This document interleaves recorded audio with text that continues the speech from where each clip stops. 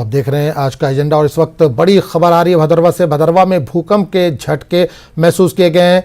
भलीसा से 8 किलोमीटर दूर था भूकंप का केंद्र। भूकंप की तीव्रता 4.4 बताई गई है। देर रात भी महसूस किए गए थे झटके। घरों में पड़ी दरारें, लोग अपने घरों से निकलकर बाहर आए। तो इस वक्त बड़ी खबर आ रही है जम्मू कश्मीर के भदरवा से, जहां भदरवा में भूकंप के झटके महसूस किए गए हैं। भलीसा से 8 किलोमीटर दूर था भूकंप का केंद्र। भूकंप की तीव्रता 4.4 बताई गई है। देर रात भी महसूस किए गए थे झटके। घरों में पड़ी है दरारें, लोग अपने घरों से निकलकर आए बाहर। और इस वक्त हमारे साथ हमारे साथी साहिर इस वक्त सीधे तौर पर जुड़ रहे हैं। साहिर, बड़ी खबर आ रही है भदरवा से, जहां भूकंप के झटके महसूस किए गए। इस वक्त ताजा स्थिति क्या है?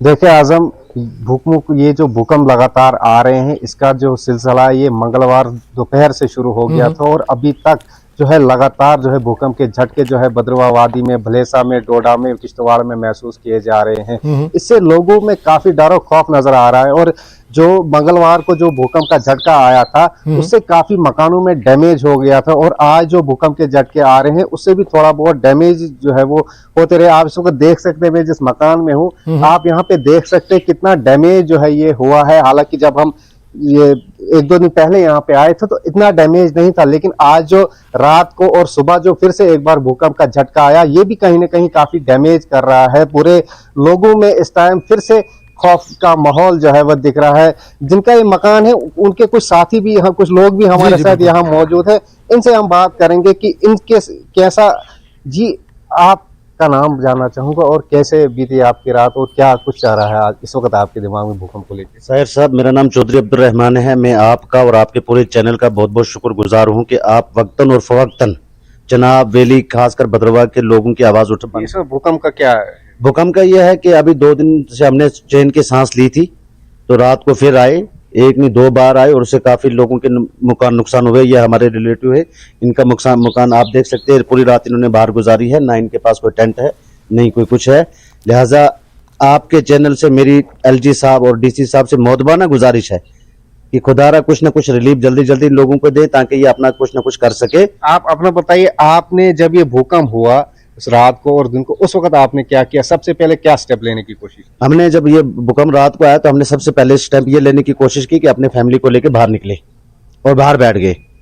फिर उसके बाद 1 घंटे तक हम बाहर बैठे, फिर अंदर गए। उसके बाद जब रात को दोबारा 3 बजे के आसपास हुआ, हम फिर रात को उसके बाद बाहर बैठे हुए, अभी तक अंदर नहीं गए।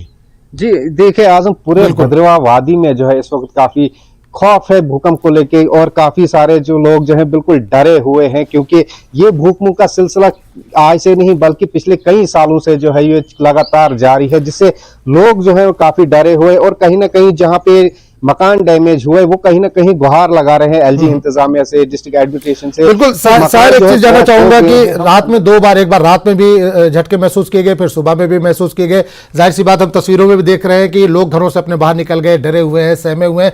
इस वक्त की क्या सूरत हाल है? क्या लोग अभी भी घरों से बाहर मौजूद हैं या अपने अपने घरों को लौट चुके हैं?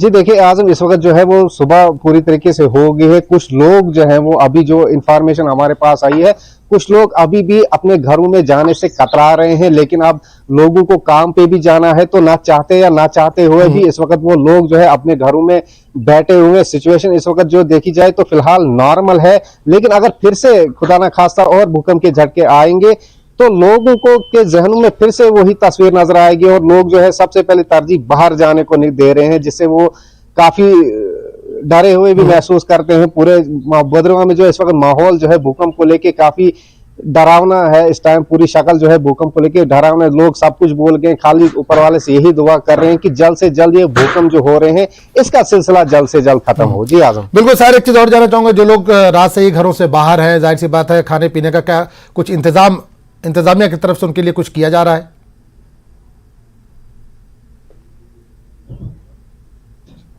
देखिए आजम, अभी जो एक चीज होती है कि एक इमीडिएट रिलीफ होता है, जो अगर किसी का मकान जो है एकदम से बहुत ज्यादा क्रैक हो जाता है तो उनको एकदम से इमीडिएट रिलीफ प्रोवाइड किया जाता है, उनको टेंट प्रोवाइड किए जाते हैं, उनको ब्लैंकेट्स वगैरह प्रोवाइड किए जाते हैं। लेकिन अभी तक इंतजामिया ने सिर्फ सर्वे कराई है, यहाँ पे कुछ मकान जो डैमेज हुए वहां की सर्वे जरूर कराई है, लेकिन अभी तक कोई इमीडिएट रिलीफ नहीं मिल पाया है इंतजामिया की तरफ से। हाँ, सर्वे जरूर हुई है, लेकिन जो लोग हैं वो अपना पूरा जो काम है वो अपने घरों में ही करते हैं, लेकिन जैसे ही भूकंप के झटके होते हैं एकदम से घरों से बाहर निकल आते हैं।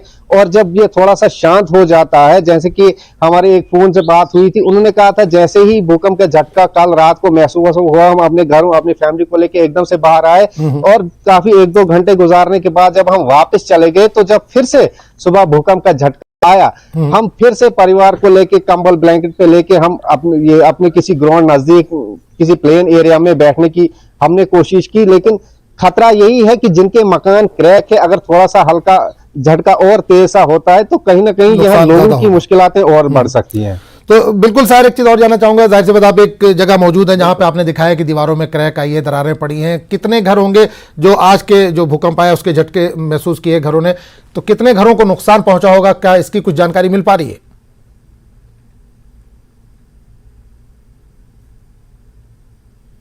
जी देखिए, इंतजामिया से जब हमारी बात हुई उन्होंने कहा था कि मेजर क्रैक्स जो हैं, जो मकानों में मेजर क्रैक्स है वो बहुत कम है, लेकिन जो माइनर क्रैक्स हैं वो पूरे भद्रवाह इलाके में हर एक कोई भी मकान इससे बच नहीं पाया है कि जिसमें माइनर या मेजर क्रैक्स नहीं हुए हैं। हर एक मकान में इस टाइम मेजर और हल्के मुल्के क्रैक जो है पाए जा रहे हैं, और फिर से अगर यही सिलसिला जारी रहा तो बहुत नुकसान आगे चल के उठाना पड़ेगा लोगों को। अब चलिए सर, बहुत बहुत शुक्रिया इस तमाम जानकारी के लिए। तो नाज़रीन, आपको एक बार फिर बता दें कि भदरवाह में भूकंप के झटके महसूस किए गए। भलेसा से 8 किलोमीटर दूर था भूकंप का केंद्र। भूकंप की तीव्रता 4.4 बताई गई है। देर रात भी महसूस किए गए थे झटके। लोग अपने घरों से बाहर निकल आए। सर, जैसे कि हमारे नुमाइंदे बता रहे थे कि काफ़ी घरों को नुकसान पहुँचा है, काफ़ी घरों में दरारें पड़ गई हैं और लोग अभी भी डरे सहमे महसूस किए जा रहे हैं। आप देख सकते हैं, तस्वीरों में भी देख सकते हैं, लोग अपने घरों से बाहर निकल गए हैं और महफूज मुकाम पर इस वक्त मौजूद है। और डर है क्योंकि रात में भी आज 2 बार झटके महसूस किए गए। एक बार रात में महसूस किए गए ज़लज़ले के झटके, भूकंप के झटके, और सुबह में भी महसूस किए गए भूकंप के झटके। हालांकि तीव्रता बहुत ज़्यादा नहीं थी, 4.4 थी, लेकिन ज़्यादातर घरों में जो है वो दरारें देखी गई हैं। और लोग इंतज़ामिया से, सरकार से ये चाहते हैं कि जल्द से जल्द इनके लिए कुछ रिलीफ पैकेज का ऐलान किया जाए। जो नुकसान हुआ है उसके लिए कुछ रिलीफ इनको दिया जाए।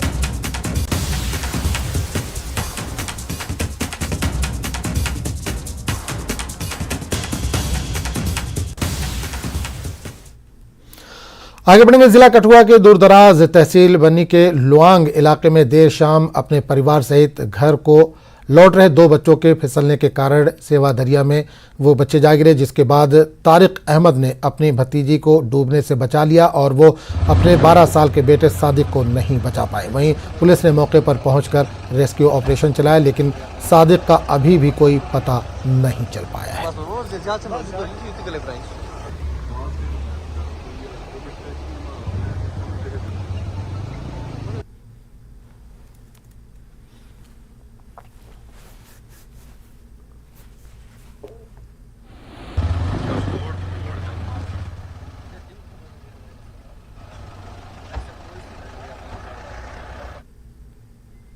तो खबरों का सिलसिला जारी रहेगा, लेकिन एक छोटे से ब्रेक के बाद।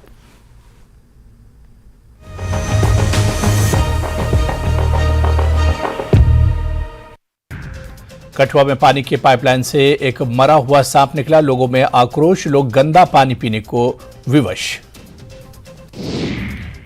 वडगाम और मागाम के आसपास के इलाकों में मेडिकल दुकानों का अचानक निरीक्षण। कानून का उल्लंघन करने पर 7 दुकानों को सील कर दिया गया।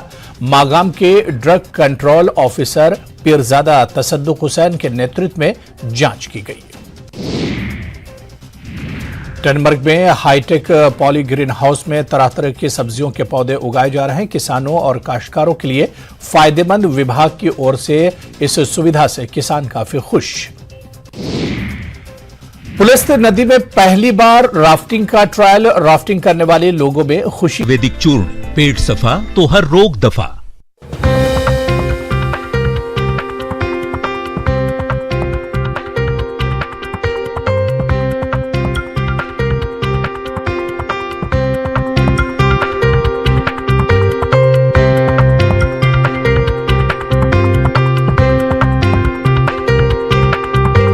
हेडलाइंस प्रेजेंटेड बाय पेट सफा आयुर्वेदिक चूर्ण, पेट सफा तो हर रोग दफा।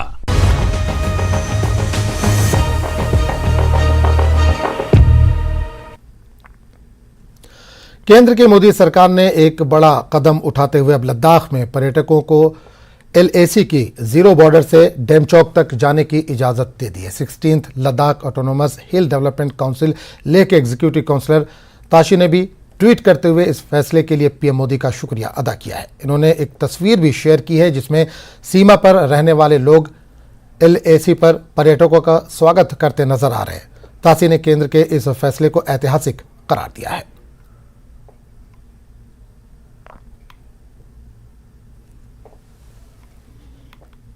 और इस पूरे मामले पर बात करने के लिए हम सीधे रुख करेंगे अपने साथी मोरूफ के पास। मोरूफ, एक बड़ा कदम उठाया है केंद्र सरकार ने पर्यटकों के लिए, खासकर पर्यटकों को LAC की जीरो बॉर्डर से डेमचौक तक जाने की इजाजत दे दी गई है। कितना अहम माना जा रहा है इसको?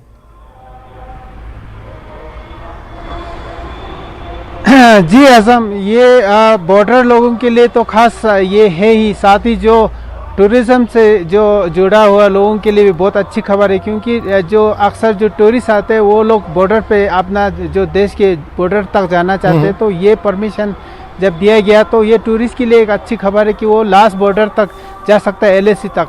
जहाँ तक जो बॉर्डर विलेज की बात करते हैं तो LAC पे जो रहते हैं उनके जो सुविधाएं जो हमेशा बात करते हैं कि वो लोग बॉर्डर को सिक्योर करते हैं, LAC को सिक्योर करता है, वो नोमैड से वहाँ रहते हैं, तो टूरिस्ट आने से उनकी लाइवलीहुड में बढ़ावा मिलेगा। और साथ ही साथ आपको मैं ये बता दूं कि सेंट्रल गवर्नमेंट की तरफ से एक वाइब्रेंट विलेज करके एक प्रोग्राम स्टार्ट किया, जिसमें केंद्रीय एक मंत्री जो बॉर्डर विलेज तक जाके लोगों के साथ एक रात बिताते हैं, ये प्रोग्राम भी चल रहा है। साथ ही साथ ऐसे जो कदम उठाए जिसमें टूरिस्ट जो है हमारे LAC के लास्ट बॉर्डर तक जा सकते हैं, लोगों के साथ रह सकते हैं, तो एक तो टूरिस्ट के लिए अच्छी खबर है ही। साथ ही साथ जो लोकल्स वहाँ रहते हैं खासकर LAC पे, उनके लिए आमदनी का बहुत ही अच्छा जरिया बनेगा। जी आजम, बिल्कुल। एक चीज यहाँ पे ये जानना चाहूंगे, जब बॉर्डर पे लोग पहुंचेंगे वहां पर रहने के लिए क्या व्यवस्था की गई? क्या होटल वगैरह में रहने के लिए व्यवस्था रहेगी, या जो लोकल लोग रहते हैं उनके घर में ही रहने की ठहरने की व्यवस्था रहेगी?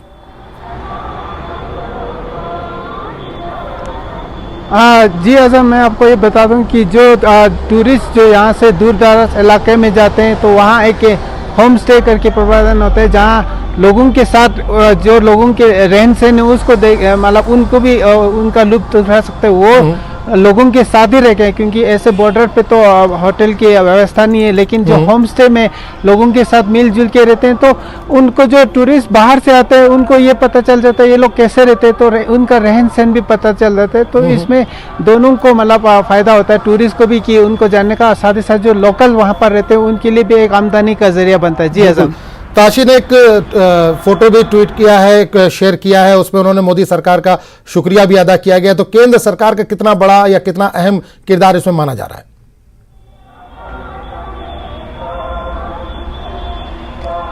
जी आजम, ये जो एग्जीक्यूटिव काउंसलर है हिल काउंसिल में जो ताशी नामग्याल है, उन्होंने जो MP लद्दाख और केंद्रीय जो हमारे प्राइम मिनिस्टर है उनका शुक्रिया अदा किया, क्योंकि उनको पता है कि इससे लोगों को कितना बेनिफिट मिलेगा, इसलिए इन्होंने इनको एक हिस्टोरिक कदम के तौर पर बताया गया है। तो साथ ही साथ उन्होंने केंद्रीय जो सरकार जो UT बनने के बाद ऐसे कदम उठा रहा है, तो ये लोग बॉर्डर के लिए बहुत ही फायदेमंद होगा। जी आजम, बिल्कुल। एक चीज और देखी गई है मोरूफ की, जो वहां पर लोकल लोग हैं वो स्वागत करते लोगों का नजर आ रहे हैं, उसका एक वीडियो भी आया है। ये कितना है माना जा रहा है और कितना फायदा होगा जो लोकल लोग हैं, और जो टूरिस्ट है वहां तक जाने के लिए किस तरह के इंतजाम उनके लिए किए गए? अगर कोई टूरिस्ट वहां तक जाना चाह रहा है बॉर्डर पे, तो वो किस तरह से जा सकता है?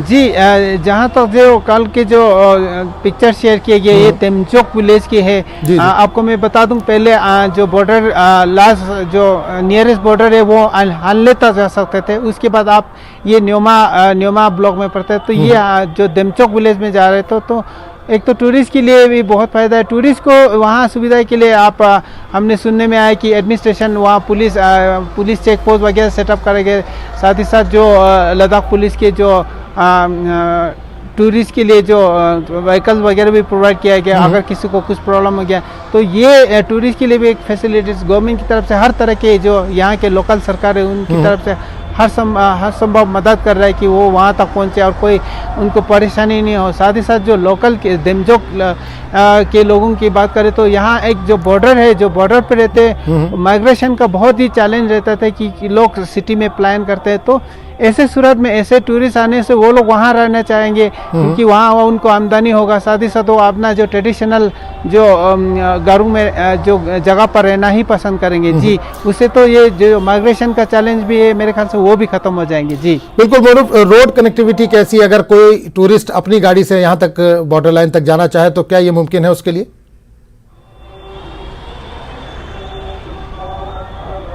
जी वहाँ तक जा सकते हैं। अभी आपको बता दूं कि अक्सर टूरिस्ट अपने गाड़ी को लेके ये बाय रोड वाई मनाली आते हैं, वाई श्रीनगर आते हैं। तो ये आजकल देखा गया जो रिसेंट ईयर्स में कि टूरिस्ट अपना गाड़ी से आना पसंद करते हैं, तो वहाँ तक इजीली जा सकते हैं। कोई उनको रिस्ट्रिक्शन नहीं है। सिर्फ एक एनवायरमेंटल फी जो डिस्ट्रिक्ट एडमिनिस्ट्रेशन मामूली से जो चार्ज करते हैं उसी को पे करते हुए वो ऑनलाइन कर सकते हैं, तो वो सीधे जा सकते हैं जी। बिल्कुल मरूफ, एक आखिरी सवाल आपसे करना चाहूंगा, बेहतर सीजन कौन सा है? अगर कोई यहाँ पर घूमने जाना चाहता है, कोई टूरिस्ट इंडिया के किसी भी कोने से या बाहर से आना चाहता है, तो बेस्ट सीजन उसके लिए कौन सा महीना है जिसमें वो यहाँ पर अच्छे से घूम सके?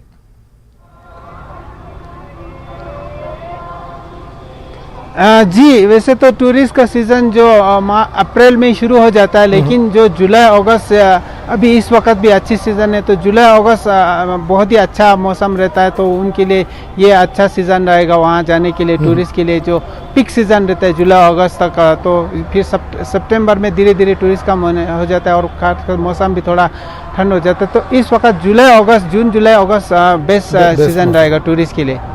चलिए मरूफ, बहुत बहुत शुक्रिया इस तमाम जानकारी के लिए। आगे बढ़ेंगे। अमरनाथ यात्रा की उल्टी गिनती शुरू होने के साथ ही जम्मू कश्मीर आने वाले तीर्थ यात्रियों की सुविधा के लिए संबंधित विभागों द्वारा सभी व्यवस्थाओं को अंतिम रूप दे दिया गया है। निदेशालय स्वास्थ्य सेवा जम्मू ने तीर्थ यात्रियों को सर्वोत्तम चिकित्सा सुविधा प्रदान करने की तैयारी की है। देखिए रिपोर्ट।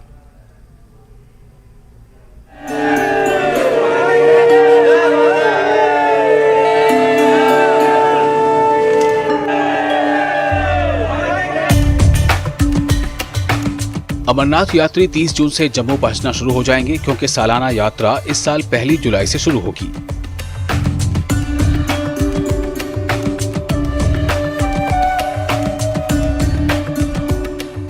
हुक्काम ने यात्रियों के लिए तमाम जरूरी इंतजाम कर लिए हैं।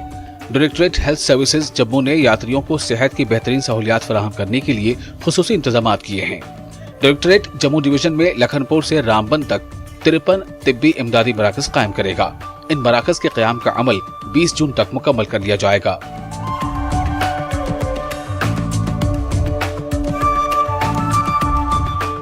Director health services Jammu doctor Sharma ने न्यूज 18 को बताया कि ये मराकज तमाम जरूरी आलात से लैस होंगे और यात्रियों को 24 घंटे तिब्बी देखभाल फराहम करेंगे।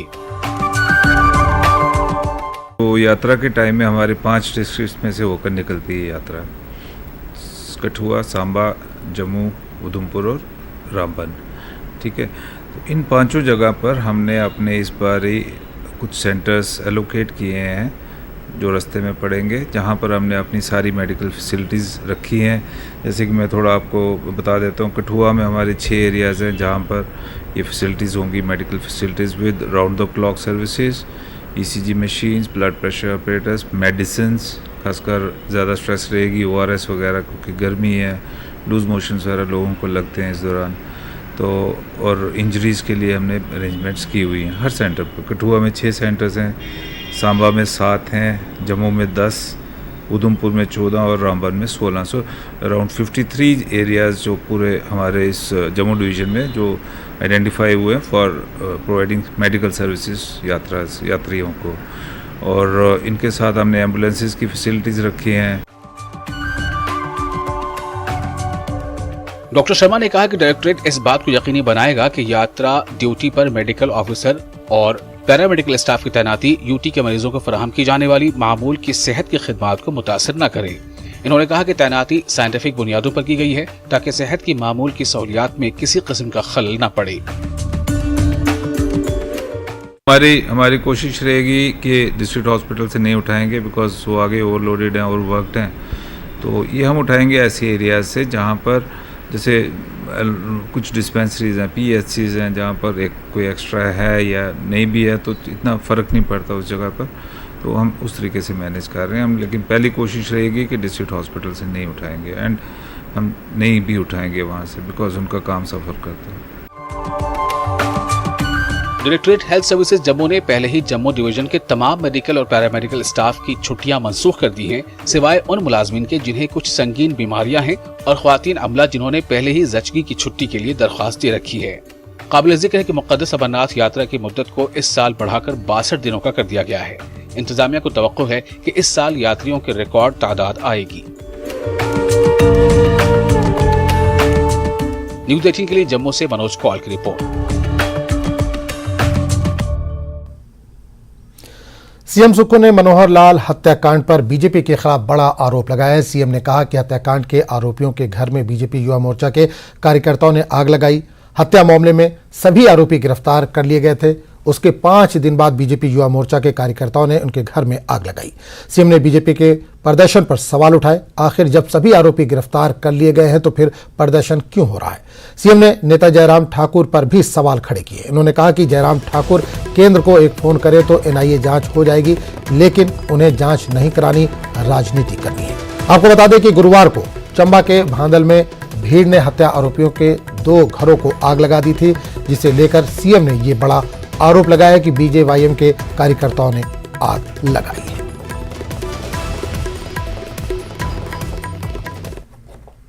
उनको और उनके परिवार के सभी सदस्यों को जेल की सलाखों के पीछे भेज दिया और 5 दिन बाद भारतीय जनता पार्टी के युवा मोर्चा जाकर वहां आगजनी की घटनाएं करते हैं, उनके घरों को जला देते हैं। फिर भी ये समझ नहीं आया कि ये प्रदर्शन किस चीज़ के लिए है। जयराम ठाकुर जी ने कहा कि हम NIA की इन्वेस्टिगेशन करना चाहते हैं। हमने कहा हम उसका भी स्वागत करते हैं। केंद्र में उनकी सरकार है। जयराम ठाकुर जी चाहें तो एक फ़ोन से NIA की भी जांच भी करवा सकते हैं, CBI की भी जांच करवा सकते हैं, लेकिन वो ऐसा करेंगे नहीं क्योंकि उनको राजनीति करनी है। वहीं न्यूज 18 से एक्सक्लूसिव बात करते हुए नेता प्रतिपक्ष जयराम ठाकुर ने कहा कि BJYM कार्यकर्ताओं पर आग लगाने का सीएम का आरोप निराधार है। क्या पता कौन लोग सीएम का मार्गदर्शन कर रहे हैं। उन्होंने कहा कि अगर सरकार ने ठीक से काम किया होता तो इतना बवाल होता ही नहीं। इन्होंने कहा कि सीएम NIA जांच के लिए केंद्र को चिट्ठी क्यों नहीं लिखते। और जहां तक मुख्यमंत्री जी इस बात को कह रहे हैं कि युवा मोर्चा के लोग गए जी, मेरा इस बात को लेकर के कड़ा जो है विरोध है जी सर। वहां सब समाज के लोग थे। कौन कौन लोग थे अभी तक सरकार को मालूम होना चाहिए। लेकिन अगर सीएम ने ये कहा है तो इसे आप कैसे लेंगे? क्योंकि ये तो बड़ा गंभीर आरोप लगा दिया सीएम ने, बल्कि क्या बयान दे दिया। और कोई ऐसा भी नहीं कुछ ट्विटर पे लिखा हो या कहीं कहा हो, ये बयान है उनका जो मैंने आपको सुना दिया। वो कह रहे हैं कि BJYM के कार्यकर्ताओं ने जाकर आग लगाई है। तब जबकि घटना के गिरफ्तारी के 5 दिनों के बाद, वो कह रहे हैं कि गिरफ्तार कर लिए जाने के 5 दिनों के बाद, जो आरोपी को गिरफ्तार कर लिया गया उसके 5 दिनों के बाद ये घटना। स्वाभाविक रूप से 3 दिन के बाद तो शव मिला। चौथे दिन आंदोलन वहां पर बड़े स्तर पर हुआ और जब 5वें दिन वहां इस तरह की घटना घटित हुई, वो जन आक्रोश था। जन आक्रोश को समझना चाहिए उनको, और इसमें इस प्रकार की परिस्थिति पैदा नहीं करनी चाहिए जिसके कारण स्थिति और भी ज्यादा खराब हुई। लेकिन कानून तो अपना काम कर रहा था, गिरफ्तारी हो चुकी थी, फिर कानून का मतलब क्या? कानून का मतलब हम बड़ा सीधा से कह रहे हैं कि वहां ये जिम्मेवारी किसकी थी? उसको घर को बचाने की बिल्कुल सरकार की थी ना जी। अगर वहां पर घटना घटित हुई है जी, जो दुखद है बिल्कुल। और मैं इस बात को कह रहा हूं जिन लोगों ने वहां पर किया है तो उसमें कौन लोग थे। इन सारी चीजों को लेकर के मुझे तो सिर्फ इतना ही कहना है कि कम से कम इस बात को समझने की आवश्यकता है कि वहां जो स्थिति पैदा हुई उस स्थिति के लिए जिम्मेवार कौन है। सीएम कह रहे हैं कि आप एक फोन घुमा देंगे तो NIA की जांच शुरू हो सकती है। आप ऐसा क्यों नहीं कर रहे? अगर वो करने की जरूरत होगी, लेकिन प्रदेश सरकार की जिम्मेवारी बनती है। प्रदेश का लॉ एंड ऑर्डर जो है वो प्रदेश सरकार की जिम्मेवारी है। और तो वो तो तैयार हैं। सारे मामले की इन्वेस्टिगेशन सीएम सुखू तैयार है एनआईए के लिए कि एनआईए की जांच हो। तैयार है तो जांच के आदेश करने के लिए वो लिख करके दे ना, केंद्र होम मिनिस्ट्री को लिख करके दे, कहने से होता क्या। तो आज के एजेंडे में फिलहाल इतना ही। अगले बुलेटिन में आपसे फिर मुलाकात होगी। नमस्कार।